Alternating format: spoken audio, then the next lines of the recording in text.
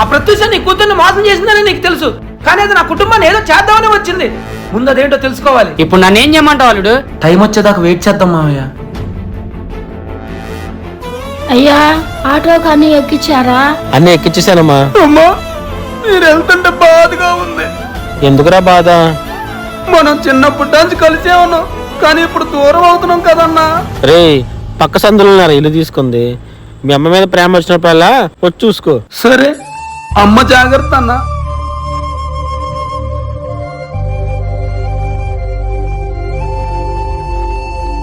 ఏమండి, నా వల్లే కదా మీ అమ్మ మీ అన్నయ్య ఈ ఇంట్లోంచి వెళ్ళిపోయింది. చాచా అలా ఎందుకు అనుకుంటావే? ఈ గొడవంతటికి కారణం ఆ ప్రత్యూషనే. ఆ ప్రత్యూషాన్ని మేమేం చేసామో మా మీద ఇలా పగ సాధిస్తుంది.